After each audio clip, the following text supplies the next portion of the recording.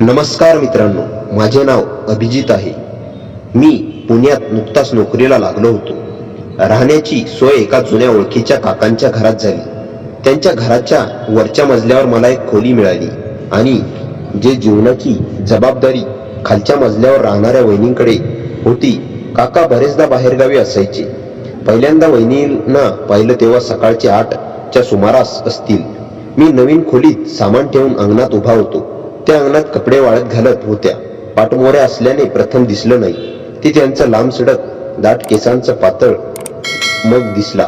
तो हिरव्यागार रंगाचा पदर जो वाऱ्याच्या झुळकेशी खेळत होता. एक कपडा वाळत घालताना त्याने मान किंचित वर केली आणि सूर्यकिरण त्यांच्या कपाळावरच्या बिंदीवर येऊन कोसळले. त्या क्षणी ती बिंदी अक्षरशः चमकली. मी स्मृती धुवून पाहतच राहिलो. साधीशी पण देखणी हे शब्द त्यांच्यासाठी पुरेसे होते. त्यांच्यात एक वेगळंच काव्य होतं. नकळत माझ्या तोंडून हलकसं कुजबूज झालं. आवाज ऐकून त्या वळल्या आणि मग घडला तो क्षण. त्यांनी हसून विचारलं, अभिजित, तूच ना वरच्या खोलीत राहायला आलेला? माझं नाव त्यांच्या तोंडून ऐकताच माझं हृदय जोरात धडधडू लागलं. त्यांचे डोळे, त्या डोळ्यात काय होतं? फक्त विचारणा होती की आपलेपणा होता? ती माझ्या एकटेपणाची ओळख होती. त्यांच्या नजरेत मला सुरक्षिततेचा एक वेगळाच थरथर जाणवला. जीवनाचा त्रास होणार नाही, मी पाहून घेईन, या साध्याशा वाक्यात एवढं काही कळकळीचं, एवढं आपलेपणाचं होतं की माझे डोळे भरून आले. त्या क्षणी मला प्रकाशाने जाणवलं की या मोठ्या अनोळखी शहरात आपण एकटे नाहीत. कोणीतरी आहे. त्यांना माझ्या जीवनाची, माझ्या सोयीची काळजी आहे. त्या शहादशा वाक्याने माझ्या मनात त्यांच्यासाठी एक वेगळं स्थान निर्माण झालं. एका संध्याकाळी ऑफिसमधून परतताना अचानक आलेल्या पावसाने मी अक्षरशः भिजून निघालो होतो. कपड्यावरून पाणी गळत होतं आणि थंडीने हुडहुडी भरत होती. पायऱ्या चालताना माझे पाय सुन्न झाल्यासारखे वाटत होते. दार उघडताच काही दृश्य दिसलं. वहिनी घाईघाई पुढे आल्या. त्यांच्या चेहऱ्यावर काळजी ढग होते. अरे देवा, एवढा भिजलास? त्यांनी लगेच जवळच्या खोलीतून मौसूर टॉवेल आणून दिला. समोर गरम चहा कप ठेवताना त्यांचे बोट माझ्या बोटांना भिडले. तो स्पर्श विजेचा झटका होता. माझ्या आत अजूनही थरथरत होती. थंडीने की त्या स्पर्शाने कळेना हे पाहून त्यांनी हळूच त्यांचा कोवळा मोह हात माझ्या थंडगार हातावर ठेवला. अरे, असं गार झालायस? त्या काळजीने म्हणाल्या. त्यांच्या हाताची ऊब माझ्या थंडगार हाताला शिरली आणि अंगावर रोमांच उभे राहिले. त्याचे डोळे, त्या डोळ्यात फक्त काळजी नव्हती तर माझ्यासाठी काहीतरी वेगळंच होतं. त्यांच्या डोळ्यांची पापणीदारपणा, ओलसर केसांची बट, त्यांची खालची चिटकलेली ओठावरची ती हलकसं स्मित, सगळंच एवढं सुरेख होतं की माझा श्वास गुदमरला. त्या क्षणी मला वाटलं हा क्षण संपू नये. त्यांचा हात माझ्या हातावरून कधीच उचलला जाऊ नये.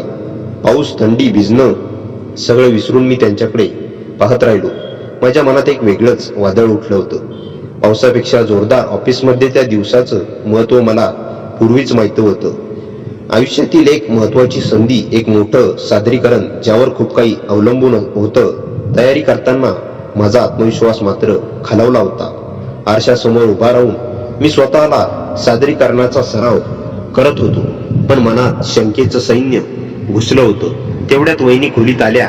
त्यांनी माझी अवस्था पाहून असावी हळूच मागे घेऊन माझ्या आरशाला प्रतिबिंबाजवळ उभ्या राहिल्या आणि मग क्षणात त्यांनी माझे खांदे हलकेच दाबले. तो स्पर्श फक्त खांद्यांचा स्पर्श नव्हता तर माझ्या सगळ्या भीतीला, असुरक्षिततेला उबदार मिठी मारणारा होता. आरशात आमच्या नजरा एकमेकांना भिडल्या. त्यांच्या डोळ्यात काय होतं माहिती? फक्त विश्वास नव्हता तर माझ्यासाठी अभिमान होता. माझ्यावरचं प्रेम होतं. अभिजित, मला माहीत तू उत्तम करशील. माझ्या तुझ्यावर पूर्ण विश्वास आहे. त्यांचा आवाज इतका बुद्धी पण अस्वस्थ करणारा होता की माझ्या मनातलं सगळं वादळ शांत झालं. त्यांचे बोट माझ्या खांद्यावरून हळूच मानेपर्यंत गेली आणि तिथेच हलकेसे फिरले. त्या स्पर्शाने माझ्या अंगात विजेची झुळू पसरली. त्यांचा सुगंध माझ्याजवळ आला.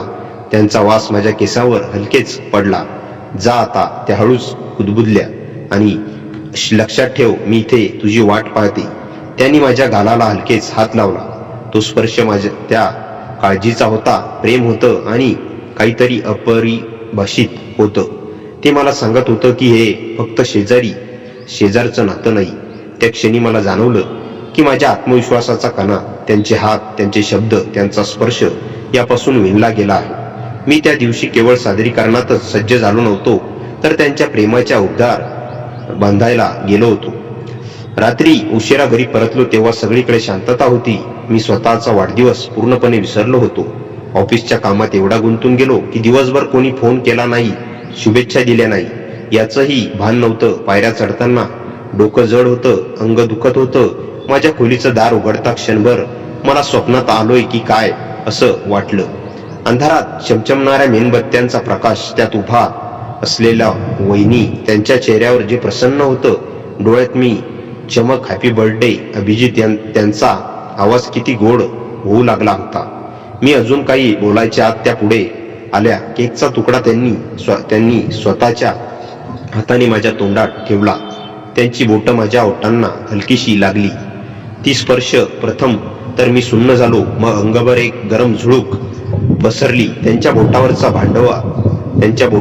थंडावा, मलाईचा गोडवा आणि त्यांच्या स्पर्शाची कोवळीक सगळंच एका वेळी माझ्या ओठावर होतं.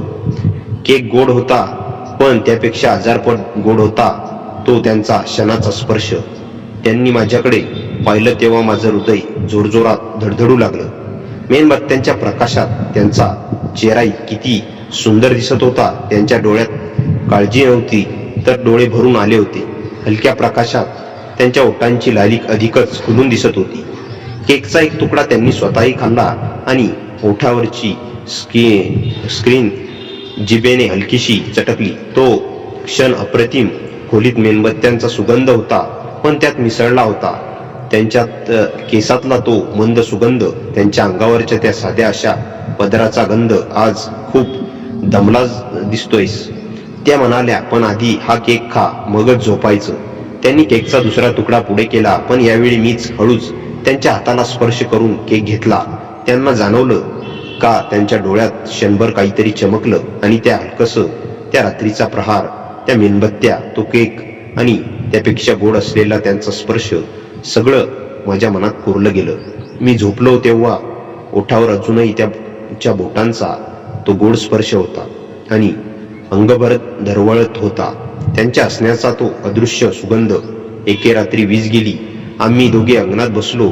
चंद्रप्रकाशाने सारं काही चंदनाच्या रंगात नावून गेलं होतं. वहिनींनी हळूच आवाजात विचारलं, अभिजित, कधी वाटलं का तुला की एखादी व्यक्ती अगदी जवळची आहे?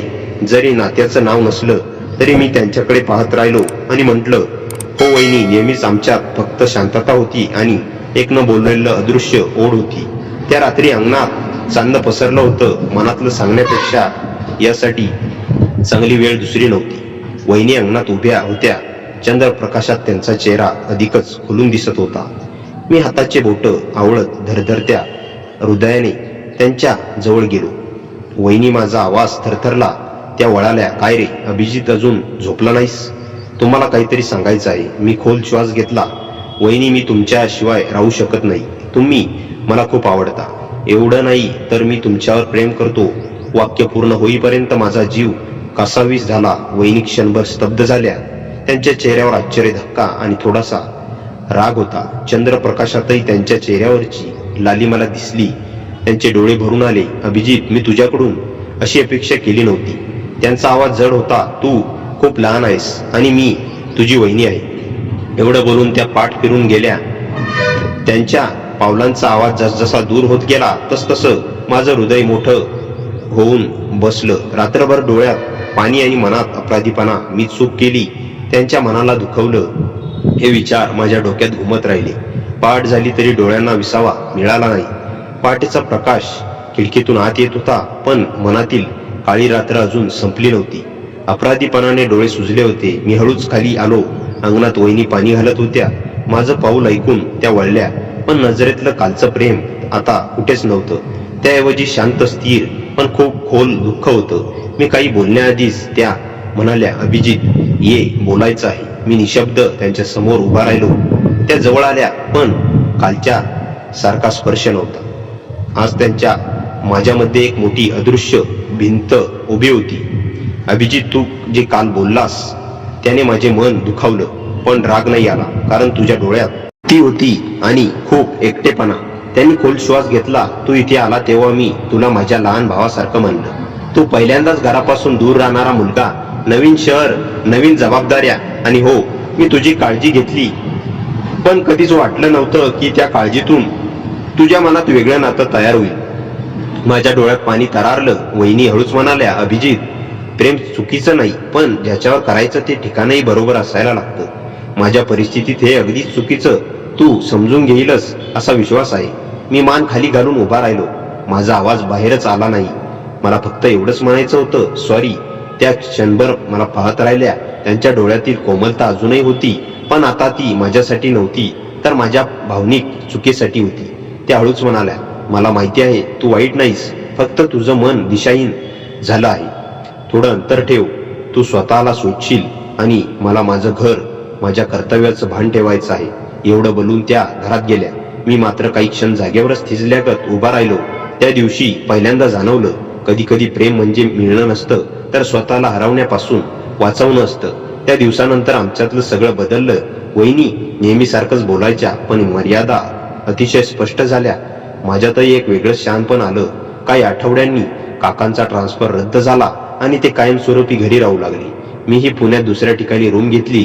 हलताना मनात एक विचार घुमत होता, कधी कधी आयुष्य आपल्याला असं काही देतं ज्याचा शेवट प्रेम कथेसारखा नसतो, पण त्या अनुभवातून आपण स्वतःचं आयुष्य पुन्हा उभं करायला शिकतो. काही वर्षांनी नोकरीत स्थिरावलो, पण मनही स्थिर झालं. पण एक गोष्ट मात्र कायम आठवते, त्या चांदण्याखालील रात्रीत माझ्या आयुष्यात प्रथमच कोणीतरी माझी काळजी घेतली होती. मी नवीन रूमवर राहायला आलो तेव्हा काही दिवस सर्व काही शांत झालं, पण आत मात्र एक वेगळी पोकळी निर्माण झाली होती. वहिनींच्या प्रत्येक शब्दातील कळकळ, त्यांचा दिलेला आधार आणि माझी ती एक चूक, सगळं मनात पुन्हा पुन्हा घोळू लागलं. कामात मन लागत नव्हतं. ऑफिसमधील मित्रांच्या गप्पाही फिक्या वाटायच्या. रात्री झोप लागत नव्हती. एक दिवस असंच ऑफिसला जाताना अचानक पावसाची झोडप घातली. थेंब चेहऱ्यावर पडले आणि नकळत अंगणात झालेला पहिल्यांदा पावसातला तो क्षण आठवला. त्यांनी टॉवेल आणून दिला होता. हातावर हात ठेवून काळजी घेतली होती.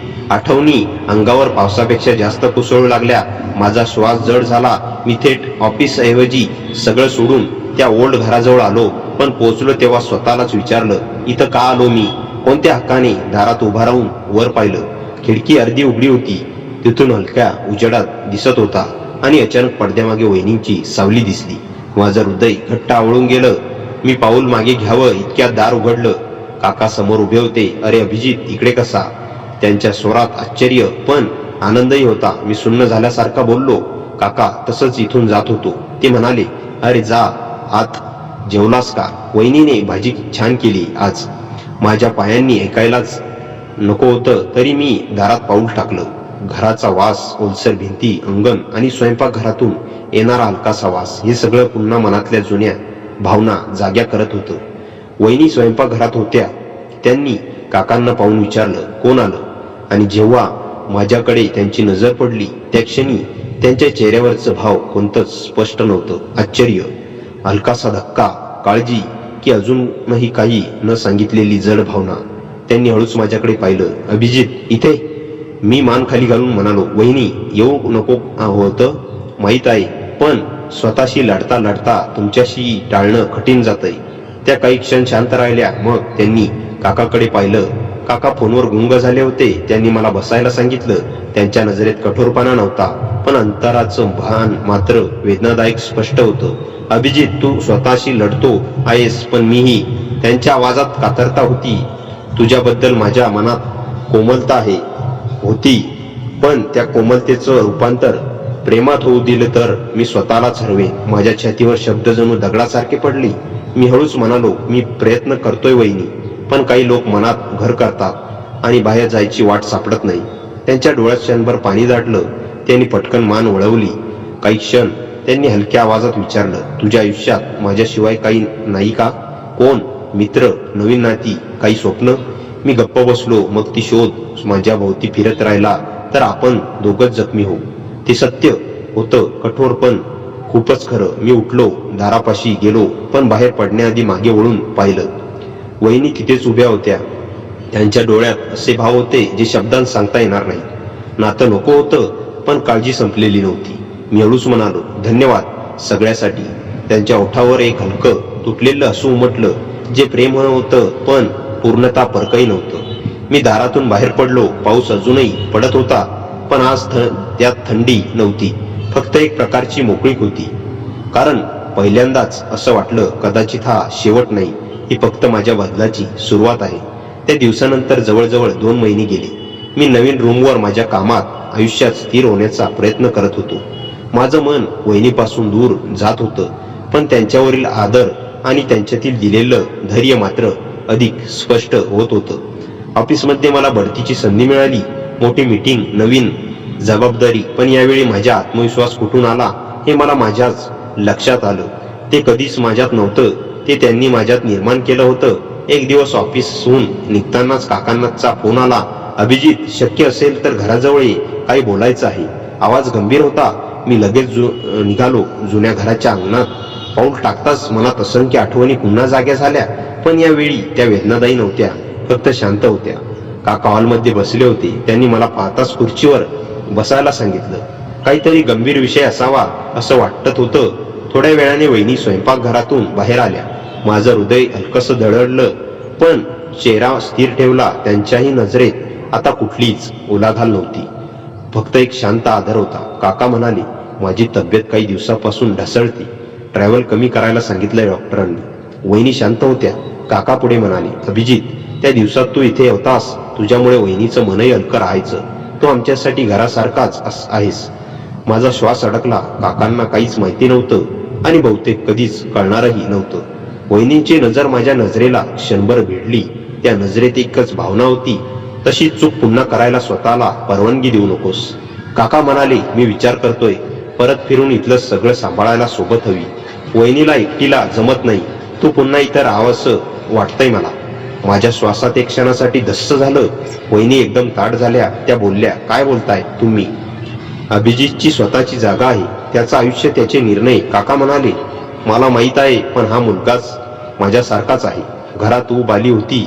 त्या दिवसात काही क्षण शांतता पसरली. मी हळूच म्हणालो, काका, तुमचं प्रेम आहे ते, पण मी आता इथे राहत नाही आणि राहायलाही नको.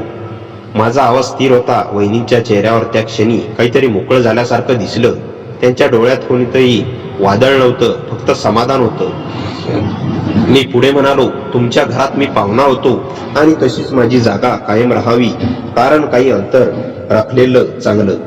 काका काही बोलण्यात इतक्यात वहिनी शांतपणे ठाम आवाजात म्हणाल्या, हो, अभिजित बरोबर म्हणतोय. मी उठलो. माझं येणं जाणं इथं संपलं नव्हतं, पण एक काळ संपत होता हे स्पष्ट होतं. घराकडे वळलो तेव्हाच वहिनी हळूच म्हणाल्या, अभिजित. मी वळलो. त्या जवळ आल्या नाही, स्पर्श केला नाही. नजर कोमल नव्हती, ती फक्त प्रलब्ध होती. तू बदललास खूप आणि मला आनंद आहे याचा. स्वतःला हरवू नको आणि पुढे जेव्हा कोणावर प्रेम करशील ना, निसंकोच कर, पण योग्य वेळी योग्य व्यक्तीवर. ते हलकसं असल्या, ते असू ना काळजीचं होतं ना प्रेमाचं. ते एक मोठ्या माणसाचं शिकवण देणारं, आशीर्वाद देणारं असू होतं. मी काहीच बोलू शकलो नाही, फक्त मान हलवली. शेवटच्या वेळेस घराबाहेर पडताना जाणवलं, या दारातून मी प्रेम घेऊन नाही तर परिपक्वता घेऊन निघतोय. बाहेर आल्यावर हवेत थोडी थंडी होती, पण मनात मात्र ऊब होती, कारण आयुष्याची नवी दिशा आता सुरू होणार होती, माझ्यासाठी आणि कदाचित त्यांच्यासाठी. तर मित्रांनो, अभिजितने जो निर्णय घेतला तो बरोबर होता की चूक? कमेंट करून नक्की सांगा. आणि कथा आवडली असेल तर आपल्या चॅनलला सबस्क्राईब करायला विसरू नका. धन्यवाद.